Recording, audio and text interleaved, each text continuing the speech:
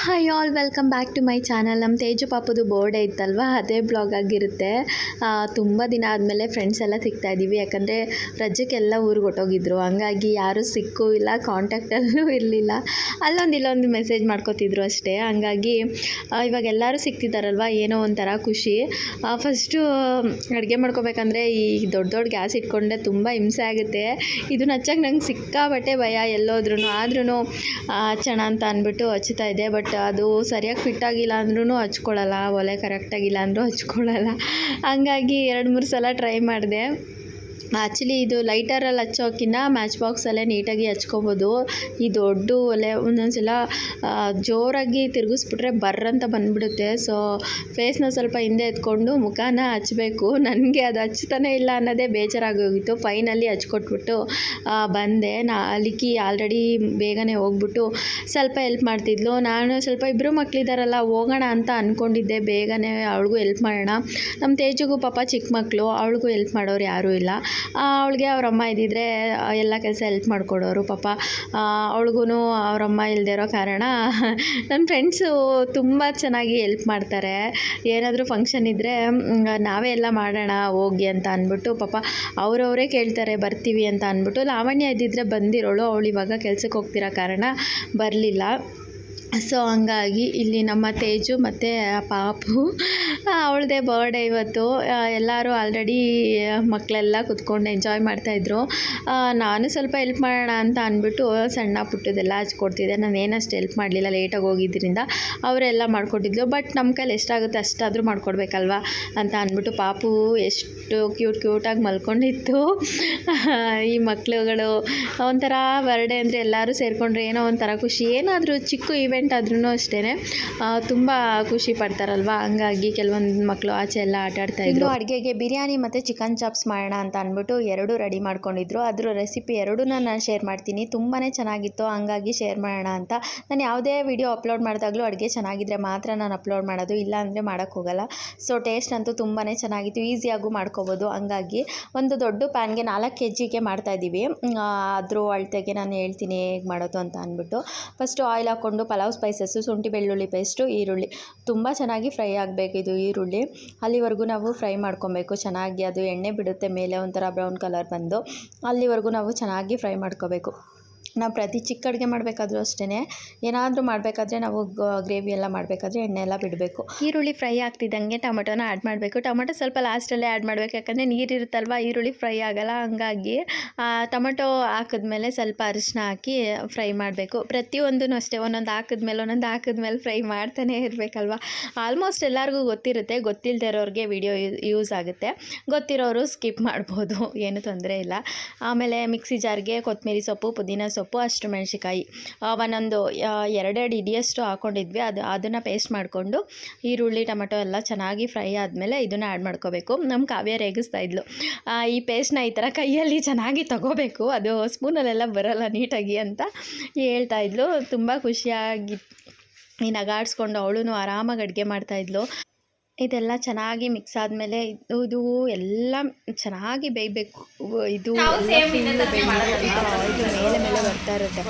ಆವಾಗ ನಾವು ಚಿಕನ್ನ ಆ್ಯಡ್ ಮಾಡ್ಕೋಬೇಕು. ಅಲ್ಲಿವರೆಗೂ ಅರ್ಜೆಂಟ್ ಇದೆ, ಬೇಗ ಮಾಡಬೇಕು ಅನ್ನೋದಕ್ಕೋಸ್ಕರ ನೀವು ಮಾಡಿಕೊಂಡ್ರೆ ಟೇಸ್ಟ್ ಅಂತೂ ನಿಜವಾಗ್ಲೂ ಚೆನ್ನಾಗಿ ಬರೋಲ್ಲ. ಇದೆಲ್ಲ ಒಂದು ಲೆವೆಲ್ಗೆ ಫ್ರೈ ಆದಮೇಲೆ ಈ ಥರ ಆಯಿಲೆಲ್ಲ ಬಿಟ್ಕೊಂಡ್ಮೇಲೆ ನಾವು ಚಿಕನ್ನ ಆ್ಯಡ್ ಮಾಡಬೇಕು.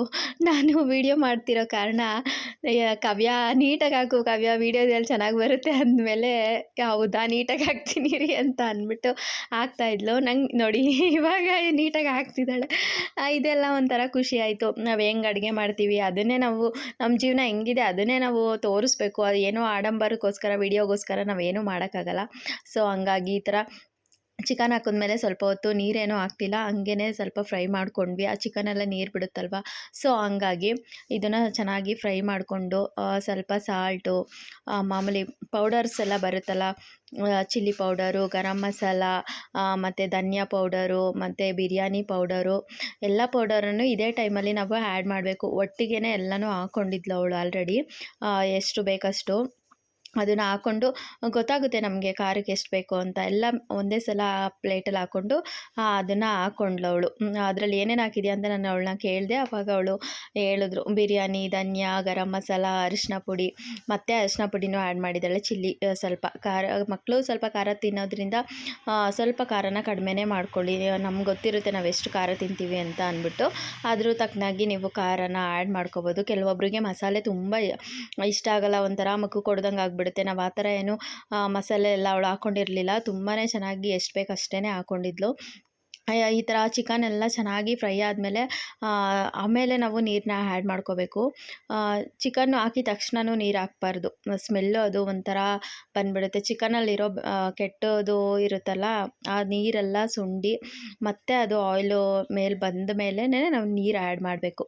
ಅಲ್ಲಿವರೆಗೂ ಆ್ಯಡ್ ಮಾಡಬಾರ್ದು. ಚಿಕನ್ ಮಟನ್ ಎರಡೂ ರೆಸಿಪಿನೂ ಇದೇ ಥರ ಇರುತ್ತೆ. ಆ ನೀರೆಲ್ಲ ಹೋದ್ಮೇಲೆ ನಾವು ಆ್ಯಡ್ ಮಾಡಬೇಕು. ಅದಕ್ಕೆ ಸ್ವಲ್ಪ ಚಿಕನ್ ಫ್ರೈ ಆದಮೇಲೆ ಕೊತ್ತಂಬರಿ ಸೊಪ್ಪೆಲ್ಲ ಉದುರಿಸಿ, ಆ ಕೊತ್ತಂಬರಿ ಸೊಪ್ಪು ಫ್ಲೇವರೂ ತುಂಬ ಚೆನ್ನಾಗಿ ರೈಸ್ಗೆ ಬಿಡುತ್ತೆ. ಅದಕ್ಕೆ ಸ್ವಲ್ಪ ಫಸ್ಟೇ ಹಾಕೋತಿದ್ದೀವಿ. ಕೆಲವೊಬ್ಬರು ಲಾಸ್ಟಲ್ಲಿ ಹಾಕೋತಾರೆ, ಏನೂ ಪ್ರಾಬ್ಲಮ್ ಇಲ್ಲ. ಈ ಥರ ಫಸ್ಟ್ ಹಾಕ್ಕೊಂಡ್ರೆ ಅದ್ರ ಟೇಸ್ಟೂ ರೈಸ್ಗೆ ಚೆನ್ನಾಗಿ ಒಂಥರ ಟೇಸ್ಟ್ ಕೊಡುತ್ತೆ. ಹಂಗಾಗಿ ಕೊತ್ತಂಬರಿ ಸೊಪ್ಪು ಹಾಕೊಂಡ್ಮೇಲೆ ಒಂದು 5-10 ನಿಮಿಷ, 10 ನಿಮಿಷನೂ ಇಲ್ಲ, ಒಂದು 5 ಮಿನಿಟ್ಸ್ ಅದನ್ನು ಹಂಗೆ ಬೇಯೋಕ್ಕೆ ಬಿಟ್ಬಿಟ್ಟು, ಈ ಥರ ಎಷ್ಟು ಚೆನ್ನಾಗಿ ಕಾಣಿಸ್ತಿದೆ ಅಂದರೆ ನಿಮಗೂ ತಿನ್ನಬೇಕು ಅನ್ನಿಸ್ತಾ ಇದೆ ಅಲ್ವಾ? ಆ ಥರ ಅನ್ನಿಸ್ತಿತ್ತು ನಮಗೂ. ನೀರೆಲ್ಲ ಆ್ಯಡ್ ಮಾಡಿ ಸ್ವಲ್ಪ ಸಾಲ್ಟು, ಈ ಥರ ಕುದಿ ಬಂದಮೇಲೆ ನಾವು ಅದು ಚೆನ್ನಾಗಿ ಕುದಿಬೇಕು. ಆಮೇಲೆ ಆವಾಗ ರೈಸ್ ಹಾಕಬೇಕು. ರೈಸ್ ಇನ್ನೂ ಕುದಿ ಬಂದಿಲ್ಲ ಅನ್ನೋ ಟೈಮಲ್ಲಿ ಏನಾದರೂ ನೀವು ಹಾಕಿದ್ರೆ ರೈಸು ಚೆನ್ನಾಗಾಗೋದಿಲ್ಲ. ಈ ಥರ ಅಕ್ಕಿನ ಹಾಕಿದ್ಮೇಲೆ ಸ್ವಲ್ಪ ಅವಾಗವಾಗ ತಿರುಗಿಸ್ಕೋತಾ ಇರಬೇಕು, ಯಾಕಂದರೆ ಕೆಳಗಡೆ ತಳ ಹಿಡಿದ್ಬಿಡುತ್ತೆ. ಹಂಗಾಗಿ ಅದನ್ನು ಸ್ವಲ್ಪ ಅದು ಒಂದು ಅಕ್ಕಿ ಸ್ವಲ್ಪ ಇನ್ನೇನು 3/4% ಬೇಯ್ತಾ ಇದೆ ಅನ್ನೋವರೆಗೂ ನಾವು ಅದನ್ನು ಕಡಿಮೆ ಫ್ಲೇಮಲ್ಲಿ ಇಟ್ಕೊಂಡು ಬೇಯಿಸಿ ದಮ್ ಕಟ್ಟಬೇಕು. ಬಿರಿಯಾನಿನ ದಮ್ ಕಟ್ಟಿದ್ರೇ ಚೆನ್ನಾಗಿರೋದು. ಈ ಥರ ಅದು ಇಸ್ತ್ರಿ ಎಲೆ ಇರುತ್ತಲ್ಲ, ಅದನ್ನೆಲ್ಲ ಹಾಕ್ಬಿಟ್ಟು ಅದ್ರ ಮೇಲೆ ಒಂದು ಪ್ಲೇಟ್ ಹಾಕಿ ಅದ್ರ ಮೇಲೆ ಒಂದು ಪಾತ್ರೆ ಇಟ್ಟು ನಾವು ದಮ್ ಕಟ್ಟಿಸಿದ್ವಿ. ಆ ಬಿರಿಯಾನಿ ಅಂತೂ ತುಂಬ ಚೆನ್ನಾಗಿತ್ತು. ಇನ್ನು ಚಿಕನ್ ಚಾಪ್ಸು ಅವಳು ಸ್ವಲ್ಪ ಡಿಫ್ರೆಂಟಾಗಿ ಮಾಡಿದ್ಲು. ನಾವೆಲ್ಲ ಎಣ್ಣೆ, ಈರುಳ್ಳಿ, ಶುಂಠಿ ಬೆಳ್ಳುಳ್ಳಿ ಪೇಸ್ಟ್ ಹಾಕ್ಬಿಟ್ಟು ಚಿಕನ್ ಹಾಕಿ ಅದ್ರ ನೀರೆಲ್ಲ ಹೋದ್ಮೇಲೆ ನಾವು ಮಸಾಲೆಗಳನ್ನ ಹಾಕ್ತೀವಿ. ಇವಳು ಆ ಥರ ಮಾಡಿರಲಿಲ್ಲ, ಚಿಕನ್ನ ಮ್ಯಾರಿನೇಟ್ ಮಾಡ್ಕೊಂಡಿದ್ಲು. ಸೊ ಹಂಗಾಗಿ ಡಿಫ್ರೆಂಟಾಗಿದೆಯಲ್ಲ, ನಾನು ತಿಂದು ಇಲ್ಲ ಅಂತ ಅಂದ್ಬಿಟ್ಟು ನಾನು ವಿಡಿಯೋ ಮಾಡ್ಕೊಂಡಿದ್ದೆ. ಸೊ ನಿಮಗೂ ತೋರಿಸೋಣ, ಡಿಫ್ರೆಂಟಾಗಿದ್ದರೆ ಚೆನ್ನಾಗಿರುತ್ತಲ್ವ, ಒಂದೇ ಥರ ತಿನ್ನೋಕ್ಕಿಂತ ಬೇರೆ ಬೇರೆ ಥರ ತಿನ್ಬೋದು. ಈ ವಿಡಿಯೋ ಇದ್ದರೆ ನನಗೂ ಯೂಸ್ ಆಗುತ್ತೆ ಮಾಡೋಕ್ಕೆ ಅಂತ ಅಂದ್ಬಿಟ್ಟು ಮಾಡ್ಕೊಂಡಿದ್ದೆ. ಆಯಿಲು, ಎಣ್ಣೆ, ಈರುಳ್ಳಿ, ಕರ್ಬೇವಿನ ಸೊಪ್ಪು ಎಲ್ಲ ಹಾಕ್ಕೊಂಡು ಸಾಲ್ಟ್ ಹಾಕ್ಕೊಂಡ್ರೆ ಈರುಳ್ಳಿ ಬೇಗ ಫ್ರೈ ಆಗುತ್ತೆ ಅಂತ ಅಂದ್ಬಿಟ್ಟು ನಮಗೆಲ್ಲರಿಗೂ ಗೊತ್ತೇ ಇದೆ. ಫ್ರೈ ಮಾಡ್ಕೋಬೇಕು, ಚೆನ್ನಾಗಿ ಫ್ರೈ ಆಗಬೇಕು ಈರುಳ್ಳಿ. ಸೇಮ್ ಆ್ಯಸ್ ಇಟ್ ಈಸ್ ಎಲ್ಲಾದ್ರೂ ಅಷ್ಟೇ, ಬಿರಿಯಾನಿ ಆದರೂ ಅಷ್ಟೇ, ನೀವು ಏನೇ ಮಾಡಿದ್ರು ಒಗ್ಗರಣೆ ಕೊಟ್ಟರು ಅಷ್ಟೇ ಆಯಿಲು ಬ್ರೌನ್ ಕಲರ್ ಬರಲೇಬೇಕು. ಸೊ ಹಂಗಾಗಿ ಮ್ಯಾರಿನೇಟ್ ಮಾಡಿರೋ ಚಿಕನ್ ನೋಡಿ ಎಷ್ಟು ಚೆನ್ನಾಗಿ ಕಾಣಿಸ್ತಾ ಇದೆ ಅಂದರೆ, ಅದಿನ್ನೂ ಬೆಂದೇ ಇಲ್ಲ, ಆಗಲೇ ಅದು ಅಷ್ಟು ಚೆನ್ನಾಗಿತ್ತು. ಅದು ಆಲ್ರೆಡಿ 1 ಅವರ್ ಮ್ಯಾರಿನೇಟ್ ಮಾಡೋಕ್ಕೆ ಬಿಟ್ಟಿದ್ಲು. ಸೊ ಅದನ್ನು ಎಣ್ಣೆ ಇದಕ್ಕೆ ಹಾಕ್ಬಿಟ್ಟು ಇವಾಗ ಅದು ಇದು ಒಂಥರ ಡಿಫ್ರೆಂಟ್ ಅನ್ನಿಸ್ತು ನನಗೆ. ಯಾವಾಗಲೂ ನಾನು ಮ್ಯಾರಿನೇಟ್ ಮಾಡಲ್ವಲ್ಲ, ಸೊ ಹಂಗಾಗಿ ತುಂಬ ಡಿಫ್ರೆಂಟು ಅಂತ ಅನಿಸ್ತು. ಈ ಮ್ಯಾರಿನೇಟ್ ಮಾಡೋಕ್ಕೆ ಇವಳು ಏನೇನು ಮಸಾಲೆ ಯೂಸ್ ಮಾಡಿದ್ದಾಳೆ ಅಂದರೆ, ಫಸ್ಟು ಕೊತ್ತಂಬರಿ ಸೊಪ್ಪು, ಪುದೀನ ಸೊಪ್ಪು, ಅಷ್ಟು ಮೆಣಸಿನ್ಕಾಯಿ, ಕರಿಬೇವು. ಇನ್ನು ಮಸಾಲೆ ಐಟಮ್ಸ್ಗೆ ಹೋದರೆ ಚಿಕನ್ ಮಸಾಲ, ಧನಿಯಾ ಪುಡಿ, ಚಿಲ್ಲಿ ಪೌಡರು ಮತ್ತು ಗರಂ ಮಸಾಲ, ಇದನ್ನೆಲ್ಲ ಆಲ್ರೆಡಿ ಮ್ಯಾರಿನೇಟ್ ಮಾಡೋಕ್ಕೆ ಹಾಕ್ಕೊಂಡಿದ್ಲು. ಸ್ವಲ್ಪ ಅರಿಶಿನ, ಇದನ್ನೆಲ್ಲ ಹಾಕ್ಕೊಂಡು 1 ಅವರ್ ಆಲ್ರೆಡಿ ಆಗೋಗಿತ್ತು. ನಾವು ಅದನ್ನು ಮ್ಯಾರಿನೇಟ್ ಮಾಡಿ ಇಕ್ಕಿ, ಶುಂಠಿ ಬೆಳ್ಳುಳ್ಳಿ ಪೇಸ್ಟ್ ಎಲ್ಲನೂ ಆ ಚಿಕನ್ಗೆ ಮ್ಯಾರಿನೇಟ್ ಮಾಡೋಕ್ಕೆ ಇಟ್ಟಿದ್ಲು. ಅದು ಮ್ಯಾರಿನೇಟ್ ಆಗಿರೋ ಚಿಕನ್ನ ತಗೊಂಡು ನಾವು ಫ್ರೈ ಮಾಡೋದಷ್ಟೇ, ಇದಕ್ಕೆ ಇನ್ನೇನೂ ಇಲ್ಲ. ಲಾಸ್ಟಲ್ಲಿ ಕೊತ್ತಂಬರಿ ಸೊಪ್ಪು ಆ್ಯಡ್ ಮಾಡಿದ್ರೆ ಮುಗೀತು. ಸಿಂಪಲ್ಲಾಗಿದ್ರೂ ತುಂಬಾ ಟೇಸ್ಟಾಗಿತ್ತು. ಇದು ನನಗೆ ತುಂಬಾ ಇಷ್ಟ ಆಯಿತು ಈ ಚಿಕನ್ ಅಂತೂ. ಇದು ನೋಡಿ ಮ್ಯಾರಿನೇಟ್ ಮಾಡಿದ್ವಲ್ಲ, ಆವಾಗ ಇದು ತುಂಬಾ ಚೆನ್ನಾಗಿ ಕಾಣಿಸ್ತಾ ಇತ್ತು. ಉಪ್ಪು, ಖಾರ ಎಲ್ಲ ಆವಾಗಲೇ ಹಾಕಿರೋದ್ರಿಂದ ತುಂಬ ಚೆನ್ನಾಗಿ ಚಿಕನ್ಗೆ ಅದು ಹೊಂದ್ಕೊಂಡಿತ್ತು. ಹಂಗಾಗಿ ಟೇಸ್ಟು ತುಂಬಾ ಚೆನ್ನಾಗಿ ಕೊಡ್ತಾಯಿತ್ತು. ಈ ರೆಸಿಪಿ ಅಂತೂ ನೀವು ಶೇರ್ ಮಾಡಿ. ಬಿರಿಯಾನಿ ಆ್ಯಸಿಡಿಟೀಸ್ ಎಲ್ಲರೂ ಮಾಡಿರ್ತೀರ, ಬಟ್ ಈ ಥರ ಚಿಕನ್ನು ಗೊತ್ತಿಲ್ಲ ನನಗೆ ಯಾರು ಮಾಡ್ತಾರೆ ಅಂತ. ನನಗಂತೂ ಪರ್ಸ್ನಲಿ ಚಿಕನ್ ತುಂಬಾ ಇಷ್ಟ ಆಯಿತು. ಈ ಥರ ಚಿಕನ್ನು ಬೆಂದಮೇಲೆ ಮುಗೀತು. ತುಂಬಾ ಚೆನ್ನಾಗಿತ್ತು ಎರಡೂ, ಬಿರಿಯಾನಿ, ಚಿಕನ್ ಫ್ರೈ ಎರಡೂ. ನಮ್ಮ ಪಾಪುಗಳೆಲ್ಲ ಆಟಾಡ್ತಿತ್ತು. ಇವ್ರನ್ನ ನೋಡೋಕ್ಕೆ ಒಂಥರ ಎಲ್ಲ ಮಕ್ಳಿಗೂ ನಿದ್ದೆ ಬೇರೆ ಟೈಮು, ತುಂಬ ಖುಷಿ ಆಗ್ತಿತ್ತು. ಮತ್ತು ಇನ್ನೊಂದು ವಿಷಯ ನಾನು ಆಲ್ರೆಡಿ ಶಾರ್ಟ್ಸ್ ವಿಡಿಯೋದಲ್ಲಿ ಹೇಳಿದ್ದೆ, ಕಾವ್ಯ 2 ಮಂತ್ಸ್ ಬಾಣ್ತಿ ಅಂತ ಅಂದ್ಬಿಟ್ಟು ನನಗೆ ಅದೊಂದು ತುಂಬ ಬೇಜಾರಾಯಿತು. ಅವಳು ಯಾವುದೇ ಸ್ಕಾಪ್ ಆಗಲಿ ಅದೆಲ್ಲ ಕಟ್ಕೊಂಡು ನೋಡಿ ಅವಳು ಸ್ಮೈಲ್ ಆಗಲಿ 2 ತಿಂಗಳು ಬಾಣ್ತಿ ಥರ ಕಾಣಿಸ್ತಾಳೆ. ಅವಳು ನಿಜವಾಗ್ಲೂ ಕಾಣಿಸಲ್ಲ. ಹೆಣ್ಮಕ್ಳಿಗೆ ತಾಯಿ ಇರಬೇಕು, ಇಲ್ಲಾಂದರೆ ತುಂಬಾ ಕಷ್ಟ ಆಗುತ್ತೆ. ಅವಳ ಕೆಲಸ ಅವಳೇ ಮಾಡ್ಕೋತಿದ್ದಾಳೆ. ಅದು ನನಗೆ ತುಂಬಾ ಬೇಜಾರಾಯಿತು. ಮಗು ಎಷ್ಟು ಕ್ಯೂಟಾಗಿದೆ ಅಂತ ಅಂದರೆ ತುಂಬ ಕ್ಯೂಟಾಗಿದೆ. ಏನು ಮಾಡೋಕ್ಕಾಗಲ್ಲ, ಮಾಡ್ಕೊಳ್ಳೇಬೇಕು. ಬಟ್ ಇನ್ನೂ 2 ಮಂತ್ಸ್ ಅಲ್ವಾ, ಅವಳು ತುಂಬ ರೆಸ್ಟ್ ಮಾಡಿ ಆರಾಮಾಗಿ ಇದ್ದು ಅವಳಿಗೆ ಏನೂ ಪ್ರಾಬ್ಲಮ್ ಆಗದೆ, ಮಗುಗೂ ಅಷ್ಟೇ ಡಾಕ್ಟರು ಸ್ವಲ್ಪ ಕೈ ನೋವು ಮಾಡಿಬಿಟ್ಟಿದ್ದಾರೆ. ಅವಳದು ನಾರ್ಮಲ್ ಡೆಲಿವರಿ ಆಗಿರೋದ್ರಿಂದ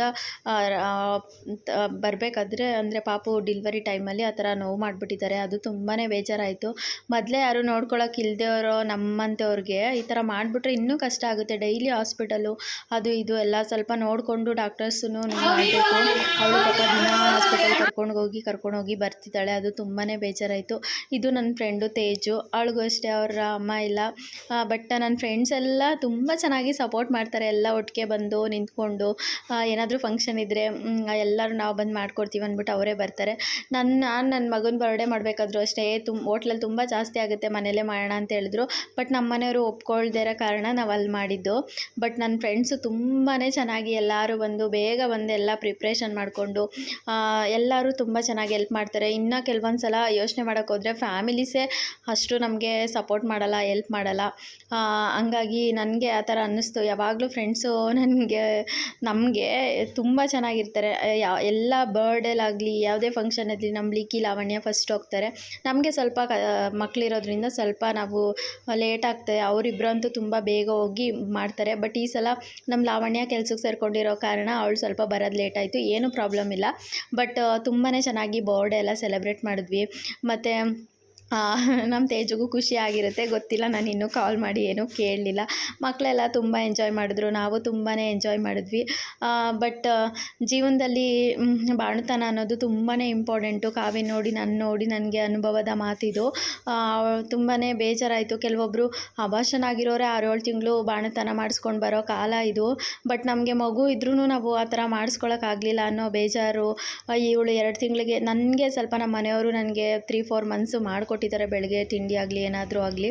ಬಟ್ ಅವಳಿಗೆ ಅದು ಇಲ್ಲ ಅಂತ ಅನಿಸುತ್ತೆ. ಅವಳೇ ಮಾಡ್ಕೊತಿರ್ಬೇಕು, ಗೊತ್ತಿಲ್ಲ, ನಾನು ಅಷ್ಟೊಂದು ಡೀಪಾಗಿ ಕೇಳಲಿಲ್ಲ.